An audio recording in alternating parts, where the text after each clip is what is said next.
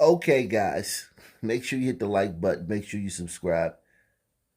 WCCO, the CBS affiliate in Minneapolis, Minnesota, has tackled, they're taking on the issue of race in this country and the relations. And they're talking to Sun people about their experiences. And I thought it would be very interesting to share it with you guys. So make sure you hit the like button. Make sure you subscribe. Make sure you take the donation challenge. Salute to everybody who has been taking the donation challenge. Make sure you subscribe to Ock Nation TV and join me in the panel and be on the panel every Tuesday and Friday at 9:30 p.m. Eastern Standard Time. So let's get into it and let's see what these people have to say about race and equality and all that other good stuff in our great but flawed country in 2021. How do you deal with that on a day-to-day basis, that this just isn't fair? Sometimes you cry, because sometimes that's all you can do, honestly. Because it's never been fair. Mm-hmm. It's not like we're coming from a place where it was fair and now it's unfair. It's never been fair. Mm-hmm. So we don't even know what that fairness looks like in terms of everyday living. And so that's always been our reality of unfair. That's our lived experience. Mm-hmm. What are these psychopaths talking about? I know they're not talking about America. They must be what are they talking about? That's our lived experience. Mm-hmm. There are people who are treating you bad because of how you look. Mm-hmm. Like, what is that about? Mm-hmm. I just don't understand it. And so for me, at the core, basically our conversations have been like, what is this? And how do I exist in a world that's been built against me, or like that has like... And how do you have that conversation as a parent? To answer the question, why? Look at this glacier glider, man. She gotta sit here and listen to this crap, man. Oh my God. How much do they pay this woman to listen to this? And she probably, literally, if she works at this station, she's not red-pilled. She hasn't been... She probably believes every word of this. This is disgusting what these women are... What are these women talking about? And to get on TV to say this stuff. And for it to be unchecked. And for this woman literally is going to believe every word of this stuff. Wow. And how do you have that conversation as a parent? To answer the question, why? Mm-hmm. Why am I treated like this? Mm-hmm. Why are these differences? Why do I have to kick the door down? Why do I have to do so much more than this other person just because of the color of my skin? What do you tell Symphony when she asks? It's not an easy answer, and there's never a canned response, but it's just that's how it is.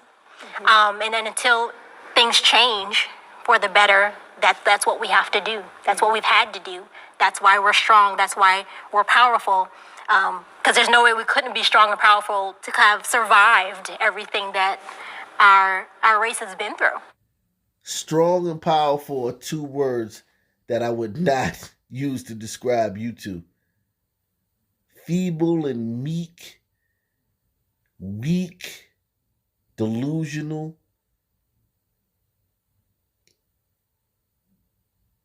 psychotic,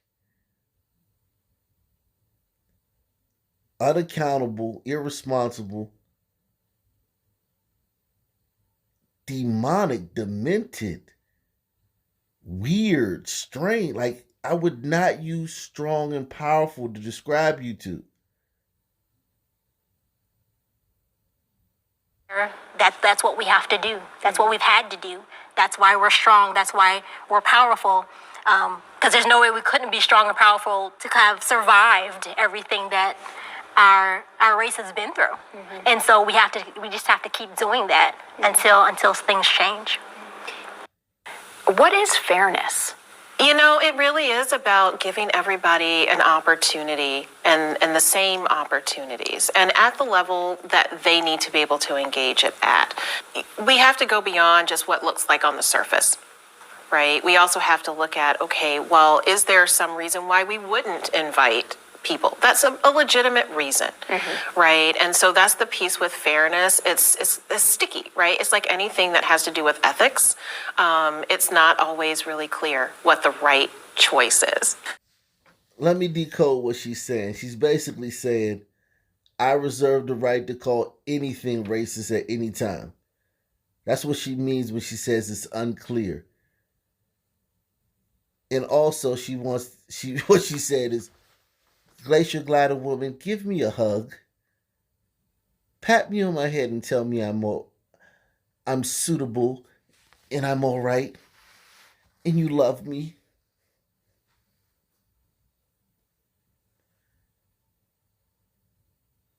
That's what she's saying. Right, and so that's the piece with fairness. It's sticky, right? It's like anything that has to do with ethics. It's not always really clear what the right choice is. Yeah, kids are always looking for fairness, right? Hey, you bought such and such that shoe. Why didn't I get that same shoe? Or look at, kids when you pour them juice in a cup, like, well, my daughter and son, mine's is more, his is more than mine. Why is that? Right? Those are like easier ways to distinguish fairness. But even in that, there's not going to be this blanket statement of fairness. I think what Shonda is referencing is that it depends on the situation and what's going on. And so we have to talk to our students about that situations, context matters, and what are you making the decisions and how are those decisions being fueled, right? So what is your thinking? What is your thought process? Are you leaving people out or excluding people because of their skin color, for example? If that's the reason why you're leaving them out, well, that's not right, right? This whole skin color crap is annoying the heck out of me. No one dislikes you, son, man, because of your skin color. Okay? You're disliked because of your behavior.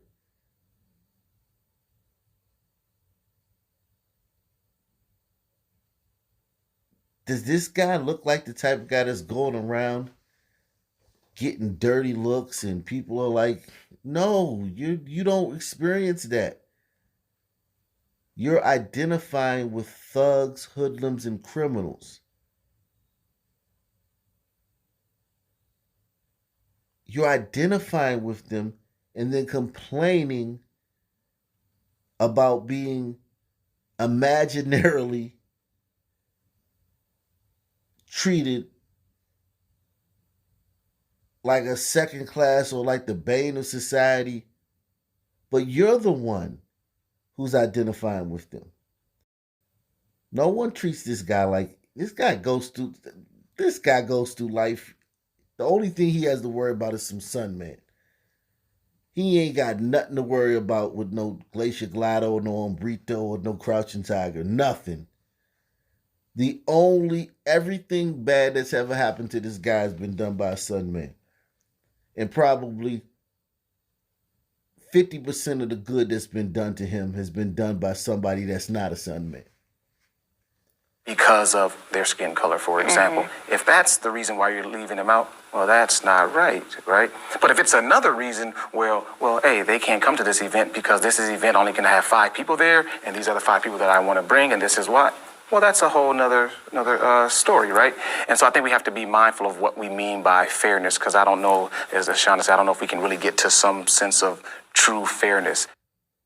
This big thing happened and everybody's talking about it, and a lot of people didn't tell their kids a lot about it, and so a lot of kids were just confused about what was happening, and I kind of felt that too.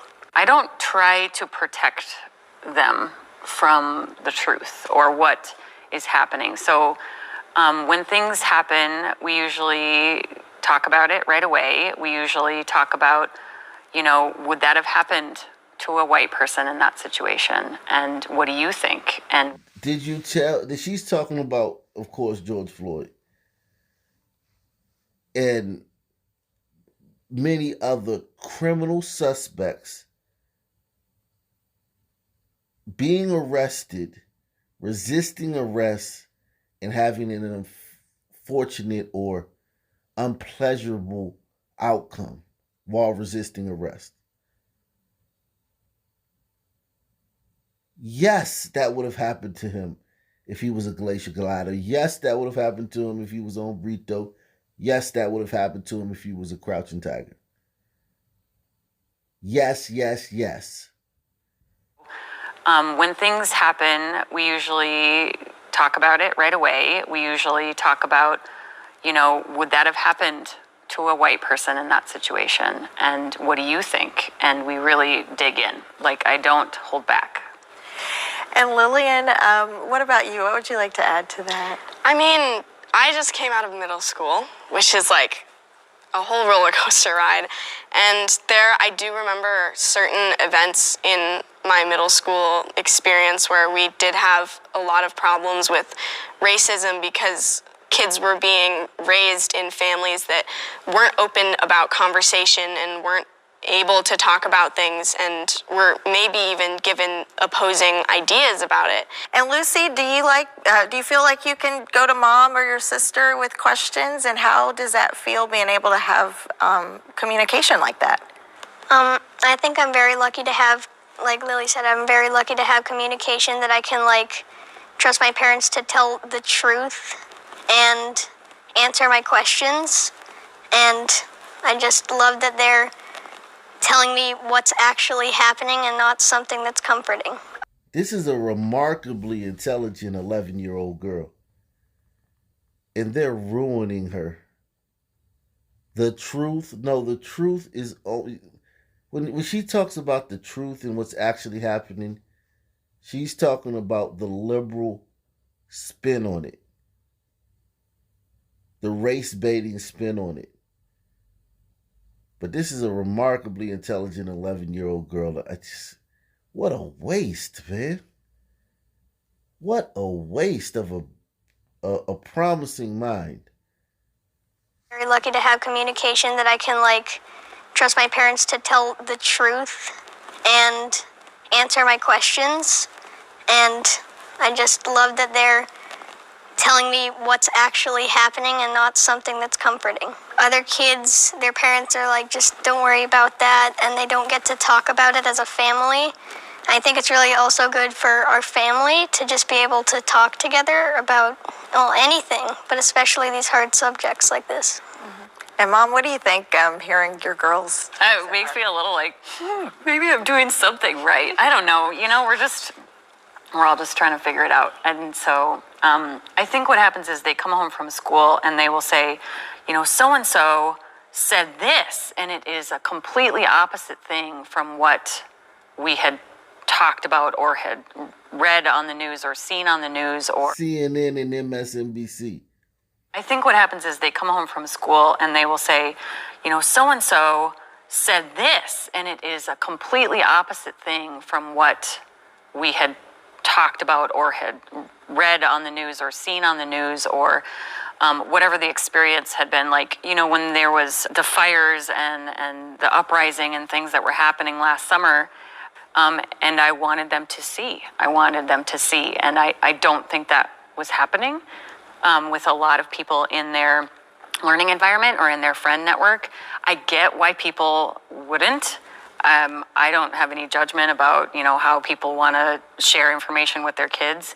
This just feels right to me. What's the alternative? When do you take the blinders off? When do you say, actually, this is all very unfair? If not, the minute they are asking questions. This is hard for adults to talk about. So, as a parent, if this is hard for you to talk about, where do you start? Yeah, starting is always, I mean, I don't know if we have a choice for where we start. And I'm thinking about specifically for our black and brown parents and our kids. So sometimes they experience racism through our experience. So they'll be in a space with us when something occurs, and now we have to explain to them what took place and what happened, right? And so that can start at any age that they notice and recognize it. And so I guess that's where you start at, right? That's where it kind of starts at. These are some of the weirdest, strangest, craziest, diabolical, sinister,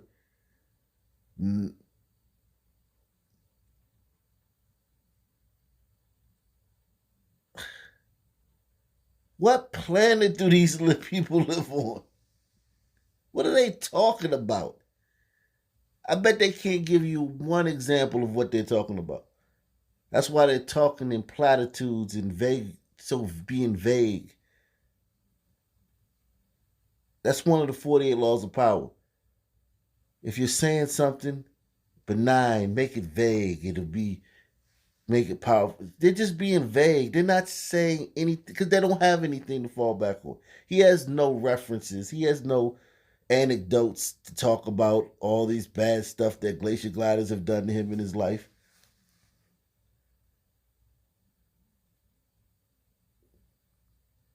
Black and brown. What the hell is he talking about?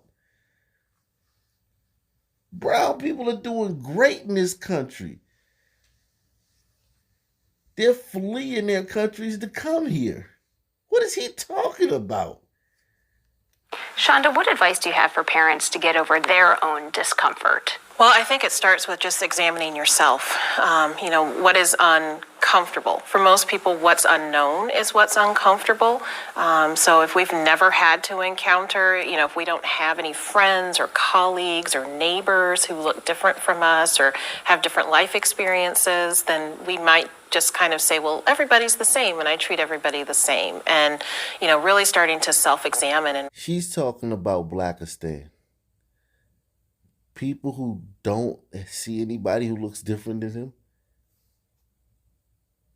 That's a sun community.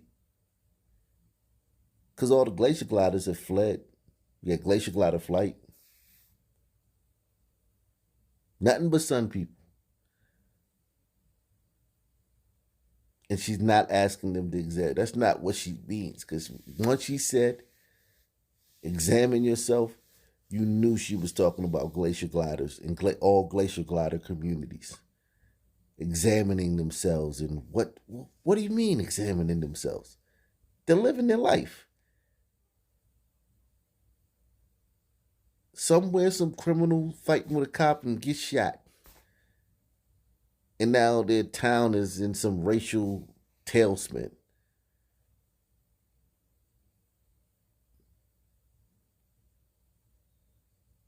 And now they have to examine themselves.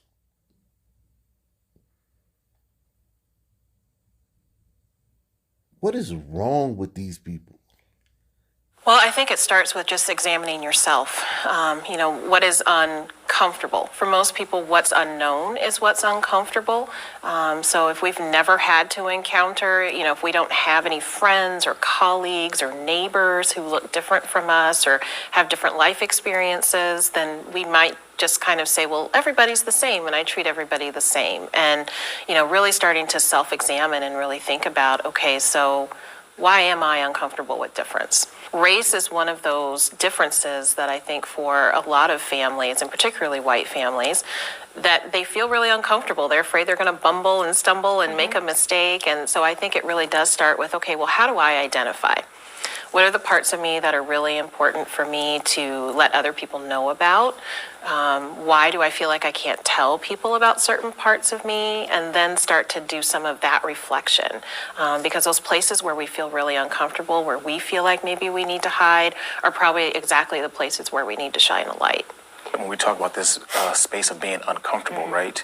It's just like what we tell with young people, right? When you're learning something, it's going to be uncomfortable to learn a new strategy, whether that's in math or science, right? So as adults, we have to be willing to be a little bit uncomfortable so we can learn how to have these types of conversations. If we only want to stick in our space of comfort, then we're not going to move the needle. We're not going to move the needle at all. And so being uncomfortable is part of the process. It's part of it.